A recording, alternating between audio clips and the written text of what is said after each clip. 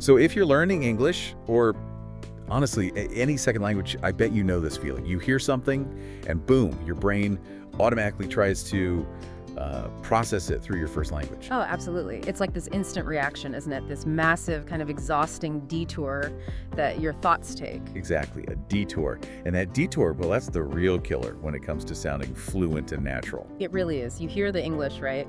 And your mind, it immediately flips it into your native language, your L1 as we call it, just to understand the basic idea. Okay, step one.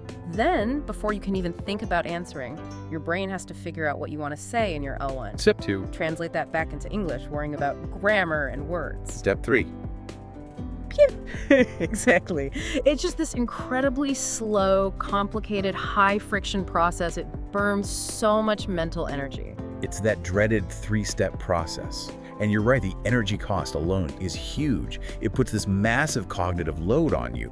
We're basically making our brains do double translation duty before we can even start thinking originally in English. Yeah. So our mission today in this deep dive is to find ways to just cut that out completely. That's the goal. We've been looking at these sources to pull out some really practical, actionable strategies, things you can actually do to build what we're calling a direct connection. A direct connection, I like that. Yeah, think of it less like that winding detour and more like a high-speed fiber optic cable. Straight from the idea in your brain to your mouth, all in English. Okay, ditch the copper wires, get the fiber optic. Sounds much faster, definitely more efficient. That's the idea. A direct road, brain to mouth, all English. No little side trips into another language system. And we're really focusing today on simple, high-impact things that you, listening right now, can start using pretty much immediately to shift that thinking habit. Right, moving away from just analyzing about English and getting into actually using it, thinking in it. Exactly. Using English, not just studying it. Okay, let's unpack this then. But before we jump into the solutions, the tips, I think we really need to appreciate just how big a problem this mental translation thing is. Yeah. I mean, if it only cost us like a second, maybe it wouldn't be a big deal. Right, but it's much more than that. Yeah. The sources we looked at really highlight that this middleman approach, this translation habit, it fails pretty badly on two key fronts. And the costs are, well, they're huge. Yeah, the first one, the most obvious cost, is just speed. Plain and simple, mental translation is, I mean, let's be honest, it's very, very slow. Agonizingly slow sometimes. And in a real conversation, speed isn't just nice to have, it's fundamental. You need it to keep up, to interact. Absolutely. Conversation is dynamic, isn't it? It's alive. While you, the learner, are busy inside your head, like translating word, checking grammar, doing those two translation loops, the actual conversation, it's moving on. It doesn't pause for your internal processing. Not at all. It waits for no one. We can see this with almost any exchange, really. Yeah. Forget the simple "how are you?" because, people often memorize responses to that. Right, that's a canned response. Yeah. Let's take something a bit meatier. Imagine someone asks you, so what did you think about that presentation on market trends? Did any of the data points particularly surprise you? Okay, yeah, that's got a few layers. So you hear that in English. First, maybe you have to translate market trends, data points surprise you into your L1 just to fully get the question. Then step two, you formulate your opinion, your actual thoughts in your native language. Right. What did you think? And then step three, you have to translate that whole thought, that structured opinion back into English that sounds reasonably correct grammatically. And doing all that whole sequence, that might easily take, 10, 15 seconds of just internal brain work? Easily. Maybe more if it's complex. And by the time you've navigated all those mental steps and you're ready to speak, the person who asked, they're probably already clarifying something, or maybe someone else has even jumped into the conversation. Yeah, the moment's passed. Exactly, the moment's passed. And the result is this feeling, this really common feeling of always playing catch up. You feel like you're constantly one step behind.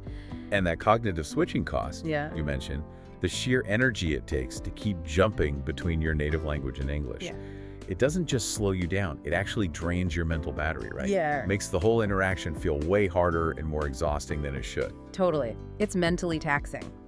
And that leads us right into the second big problem, which is all about accuracy and structure. Even if you could somehow translate lightning fast, relying on your native language as the filter, it's a structural liability. It introduces errors, This is what we call the problem of non-equivalence. Non-equivalence. Okay, that sounds technical, but I think I get the idea. We often think vocabulary is just like swapping labels, right? English word A equals native language word B. Yeah, if only it were that simple. But it hardly ever works that way, especially with common words. It really doesn't hold up, does it? No, it fails constantly. Think about some really common English verbs. Take the word get or set. Let's use set, like in the source. How many meanings does set have? Oh, loads. You can set the table, set an alarm, set a date, set a record, get set in your ways, the sun sets. It's endless. Exactly. Maybe over 100 different uses or nuances depending on the context. Now, if you try to find just one word in your native language that perfectly matches set and use it for all those situations, You're going to sound weird or just wrong. you're inevitably going to pick the wrong shade of meaning or just the wrong word entirely, and it'll sound strange, maybe confusing, or just flat out incorrect. So using your native language as that go-between, that filter, it actually introduces mistakes because the words and their meanings just don't map perfectly. Right. And it's not just individual words, it gets even trickier with sentence structure. The grammar itself is often misaligned. Ah, okay. So if your native language puts the verb at the end, like Japanese or Korean, SOV. Yeah, subject, object, verb. And you try to translate that word-for-word structure directly into English, which is typically SVO, subject, verb, object. You end up saying things like, I the ball kicked, instead of I kicked the ball. Precisely. Yeah. You end up inverting sentence parts, and it produces phrases that, yeah, they sound very strange, and often they're just grammatically incorrect in English, even if every individual word is translated correctly. That makes so much sense. It explains why sometimes you hear someone speaking English, and technically the words are right, but it just sounds off, unnatural, because the underlying sentence structure is borrowed from another language. Exactly. So relying on that native language filter, it's a real double whammy. It makes you slow, and it actively pushes your English towards unnatural grammar, introducing errors that native speakers notice immediately, even if they can't pinpoint why. Okay, that definitely validates the mission then. Yeah. We absolutely need to build a system, a way of thinking that's based entirely on direct association in English. We need to bypass that slow, error-prone, grammatical middleman altogether. We do. We're essentially talking about laying down new neural pathways, building that direct road. All right, so how do we start building that direct road? We obviously can't just leap into thinking complex philosophical thoughts in English overnight. We need to start small, right? Right down at the foundation. Vocabulary. Yes, absolutely. Start small. And the first technique is really about foundational cognitive training. So, tip number 1 is start small with single words. The idea is to basically turn yourself into your own personal English labeling machine. I like that, labeling machine. It makes it sound active, mechanical. So what's the method here? How does it work?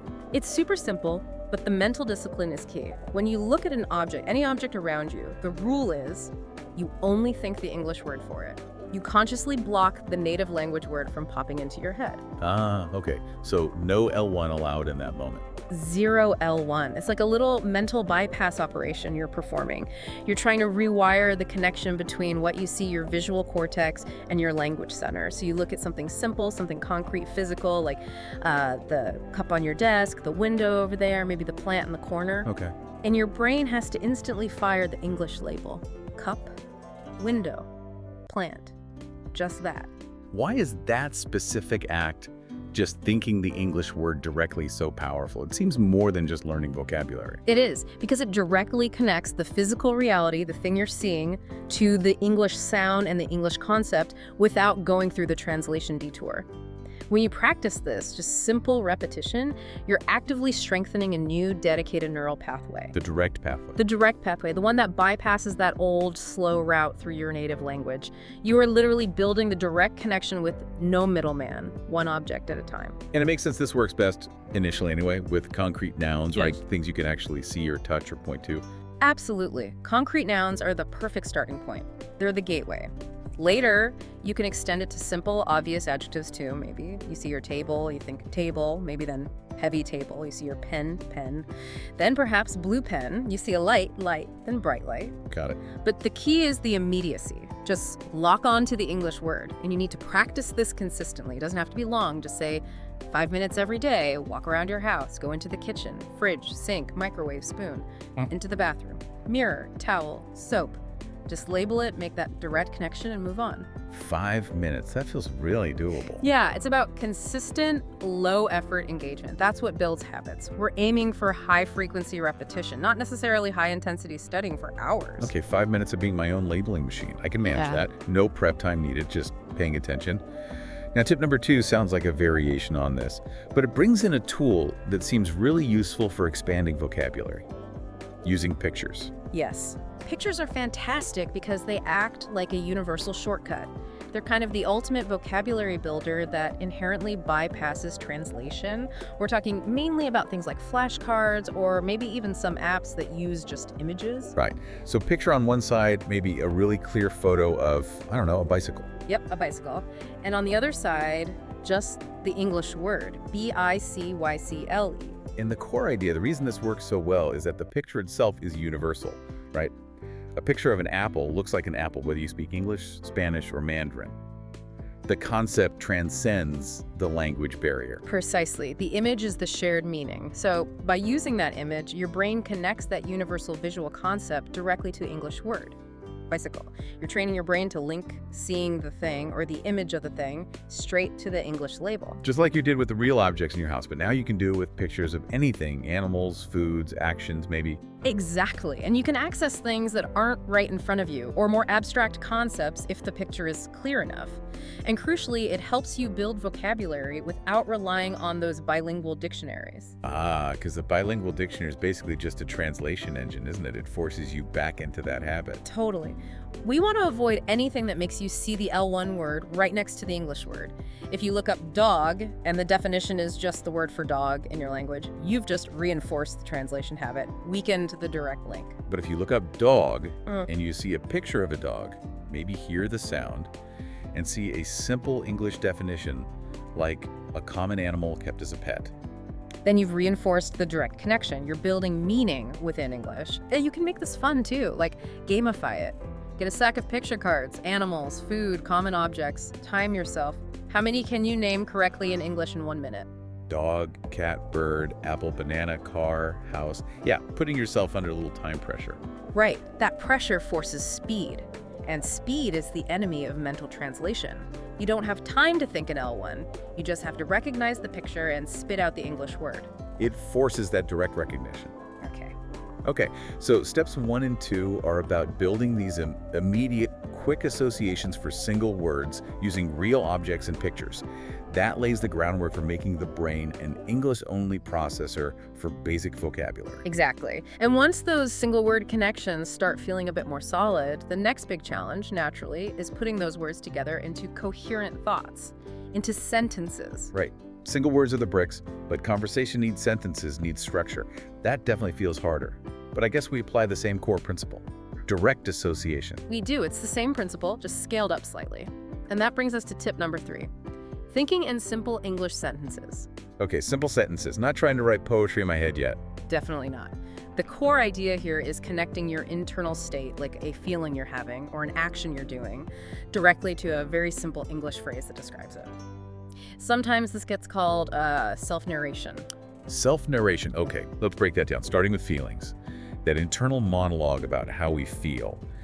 That's often a really strong L1 habit, isn't it? Oh, I feel native word for tired. How do we break that? You have to consciously practice connecting the physical feeling itself immediately to the simple English sentence. So when you feel happy, maybe you notice yourself smiling, feeling light. You don't think the L1 word for happy and then translate. You train yourself to immediately think, I am happy. Connect the sensation straight to the English phrase. Exactly. You connect that physiological state directly to, I am happy.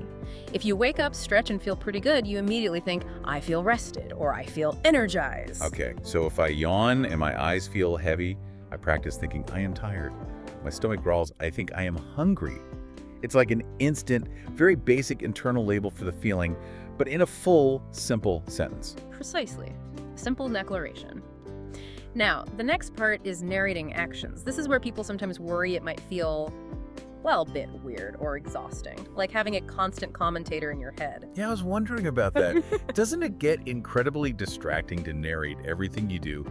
I am picking up the pen, I am writing on the paper. That's a really important point. It can feel exhausting or silly if you try to narrate complex things or things that aren't happening right now, or if you try to make the sentences too complicated. The absolute key is to keep it simple, mundane, and immediate. Focus on the present tense and very simple actions as they are happening. Okay, so give me some good examples. What does effective, simple self-narration look like? Right. So you reach for your glass of water. As you pick it up and take a sip, you simultaneously think, I drink water. Yeah. Simple. You walk over to the door. As you reach for the handle and pull it open, you think, I open the door. You sit down in your chair. I sit down. Maybe you glance outside. The sky is blue, or it is raining. I see. Short, immediate, SVO. Subject verb object mostly, and focused only on what's happening right now. Exactly. The goal isn't to produce beautiful prose. It's pure repetition of core English sentence structure in real-time context. This constant, repetitive internal narration, it trains the muscle memory of your brain. It teaches your brain how to structure basic English thoughts without ever needing to consult your native language's grammar rules. Okay, so it's actively fighting against that L1 structural bias we talked about earlier. If my native language puts verbs differently, doing this, I sit, I drink, she walks, he opens, over and over again, Yeah. it forces my brain to get used to the English pattern. Yes. It forces the brain to accept and internalize the standard English pattern as its default way of describing immediate reality. It proves to your brain through sheer repetition that English is perfectly capable of describing what's happening without needing a translator or borrowing a grammar template from another language. Got it. So this isn't just about reinforcing vocabulary, it's actively training the brain's grammar muscle memory for English. That makes sense. Yeah. Okay, that sounds like quite active practice. Now, let's shift to something maybe a bit more passive, maybe even fun. Tip number 4 sounds like maybe the easiest way to reinforce all this. Watch and listen to simple English. Yes. This is such a crucial counterbalance to all that active mental labeling and narrating. You definitely need periods where you just absorb the language passively. And the ideal way to do this, as the sources and a lot of research suggests, is through simple content, specifically things like cartoons designed for children. Okay, cartoons for kids. Why are they often better for this purpose than, say, watching a complex Hollywood movie or a news broadcast in English? It really comes down to 2 main things: a high level of visual support, or visual redundancy, and the simplicity and repetition of the language used. Okay, explain the visual part. Well, cartoons are intensely visual, right? You see the characters moving, you see their expressions, you see them interacting with objects, and crucially, the action on screen almost always directly illustrates what's being said. That visual context acts as a powerful, nonverbal clue to the meaning. So the brain connects the sound, the English words, and the picture, the action almost instantly. If a character points to a red ball and says, look, a red ball, you see the pointing, you see the ball, you hear the words, the association is built right there. No translation needed because the image is the definition. Exactly. The image provides the meaning directly, and the language itself is usually very simple and repetitive. You'll hear basic phrases like, hello, let's go, thank you, look out, or what's that, over and over again. Okay, simplicity and repetition. Makes sense. But here's another key thing about cartoons, especially ones for slightly older kids maybe. They often move quite fast. The dialogue, while simple, can be quick and sequential. Because of that pace, your brain often literally doesn't have enough time to do the slow detour through translation. The speed forces comprehension. It forces your brain to try and grasp the meaning directly from the combination of the picture and the sound, just to keep up. It makes the translation pathway feel too slow and inefficient for the task. That's a really interesting point. The pace itself becomes a training tool, forcing the brain to operate in English because translation just can't keep pace with the input. Precisely. Now, a quick warning here about subtitles. Be careful. If you watch with subtitles in your native language, you completely kill the benefit. Your brain will just default to reading the easy L1 text, and no direct association practice happens. Right, that becomes a reading exercise in your native language. Exactly. If you feel you really need subtitles, use English ones. Simple English subtitles can sometimes help connect the sound to the written word, but honestly, the ideal is to try watching without any subtitles at all, forcing your brain to rely purely on the audio and the visual cues. Okay, so rely on the pictures and sounds. The sources also mention simple English songs, especially kids' songs that involve actions. Right. Like, head, shoulders, knees, and toes. Oh yeah, those are classics for a reason. It's a multi-sensory learning approach. You hear the word head, and you simultaneously perform the action of touching your head. That physical action cements the word's meaning in a really powerful way. It links the sound directly to the physical reality of your own body. The movement becomes the definition. Direct, untranslatable. Exactly. Sound, sight, touch, movement, all working together to build that direct English connection. Okay, so the practical step here is pretty straightforward. Find some simple English content that you actually find kind of fun or engaging, maybe a cartoon you used to like, or some catchy kid songs, and just spend maybe 10, 15 minutes a day with it. Don't treat it like hard study. Yes, exactly. It should feel like enjoyment, or at least not a chore.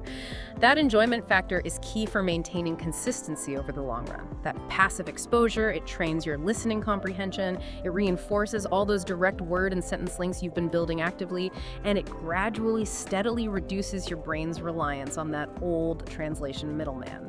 Okay, this is great. We've covered 4 really solid practical steps, starting with labeling objects, using pictures, then moving to thinking in simple sentences, and finally enjoying simple visual media.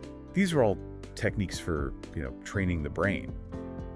But the sources really seem to emphasize that the success of all of this hangs on one final, maybe the most crucial tip.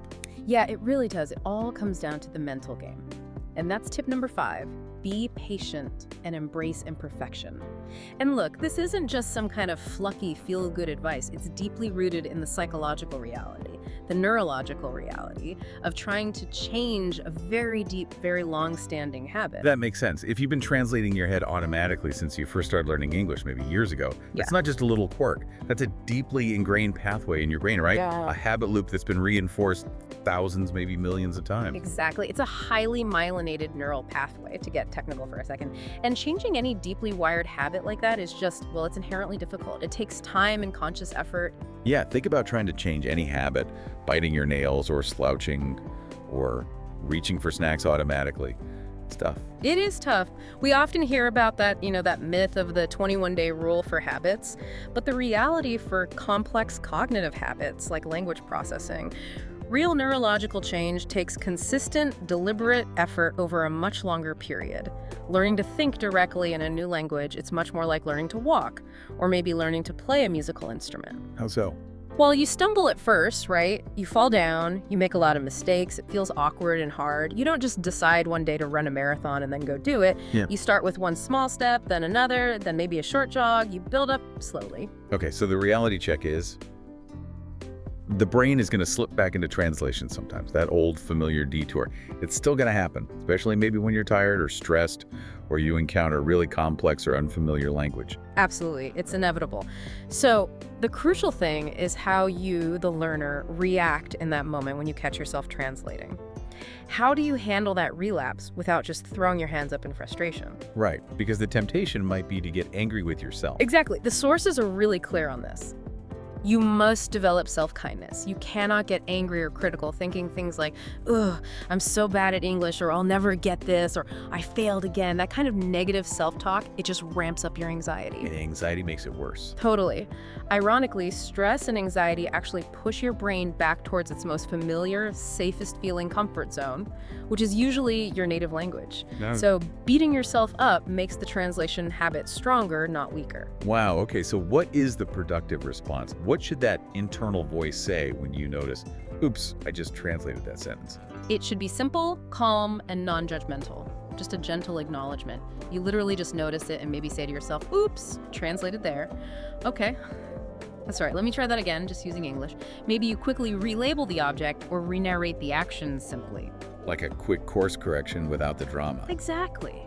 The focus has to stay on the small, consistent, positive actions. Those 5 minutes of labeling, watching one simple cartoon, narrating one action, celebrate the small wins. So we're essentially normalizing the slip-ups. We're reframing the act of translating not as a failure, but more like data, like feedback. Precisely. Yeah. The sources actually argue that these moments of translation, these mistakes, they aren't the bad guys, they're actually good guys. They function as our teachers and maybe even our friends in this process. How can a mistake be a friend? Because it shows you, with perfect clarity, exactly what needs a little more practice. If you find you consistently default back to L1 translation whenever you try to think about, say, cooking or making tea, That doesn't mean you're hopeless at English. It's just a signal. It means, okay, I need to spend maybe 5 extra minutes this week consciously labeling kitchen items and narrating simple cooking actions in English. So mistakes become diagnostic tools. Yeah. They pinpoint the weak spots in your direct connection network, so you know where to focus your practice. That shifts the whole feeling from anxiety about messing up to curiosity about improving. Exactly. It sustains the motivation to practice. And every single time you do successfully connect an object or a feeling or an action directly to an English word or phrase without taking that detour. That's a small but real neurological victory. You've just strengthened the direct pathway a tiny bit more. And those little daily victories, those successful direct connections, they build the confidence you need to keep going with this kind of deliberate, sometimes challenging practice. Okay. Patience and self-kindness. They're not just nice ideas, they're the essential anchors that make this whole strategy sustainable. Absolutely. Without them, frustration is almost guaranteed to set in, and that usually leads to giving up on the direct thinking goal. This has been incredibly helpful, really breaking it down into manageable steps. Let's do a quick recap of the 5 pillars we've distilled from these sources. These are the core strategies designed to help you dismantle that slow, cumbersome translation habit and build that faster, more direct road to thinking and speaking in English. Okay, so we started right at the foundation, building those initial direct links for simple, concrete things. Tip 1 was start small with single words. Become your own English labeling machine.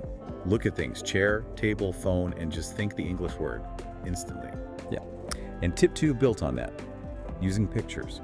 Use flashcards or image apps, leveraging that universal nature of a picture to connect the visual concept straight to the English word.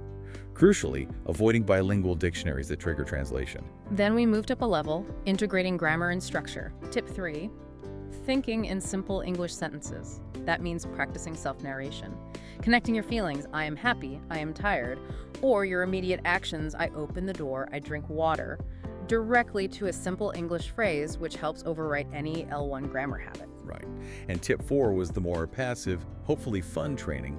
Watch and listen to simple English. Things like cartoons or kids' action songs work so well because the strong visual context and the faster pace often force your brain to understand directly from the sights and sounds, bypassing the slow translation route. And finally, wrapping it all together, the crucial mindset piece. Tip 5, be patient. You have to recognize that mental translation is a deep-seated habit. Changing it takes time, consistency, and self-compassion. It's okay to slip up. Those moments are actually feedback. Focus on progress, not perfection. Be kind to your brain. Fantastic summary.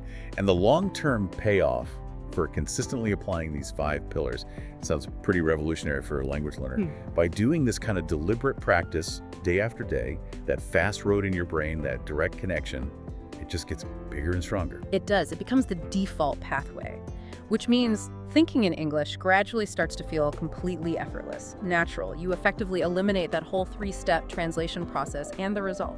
You can understand what you hear much faster, and you can formulate your own thoughts and respond much more quickly and naturally in conversation. That transition from constantly translating to actually thinking directly in the language that really is the heart of fluency, isn't it? It absolutely is. And it's amazing to think that this whole huge shift, it really starts with something incredibly small. It starts with just one object and one English word. So if you're listening to us right now, wherever you are, I want you to just try it. Look around you, pick one thing you can see. It could be a window, your phone, a plant, anything. Yeah, find something. And just for a second, practice thinking only the English word for it. Yeah. Directly. No detour. Just focus on that immediate mental label. Window, phone, plant. That tiny action, that small moment of direct connection, if you repeat it consistently, that's the first step. That little victory is genuinely the beginning of the end for the translation habit. It's the most powerful thing you can probably do today to start rewiring your brain. That really is a powerful call to action, a great place to leave it. Thank you so much for diving deep into this with us and offering such practical steps. So for everyone listening, keep practicing those direct connections and definitely keep being patient with your brain through the process. Absolutely. Thanks for having me. See you next time.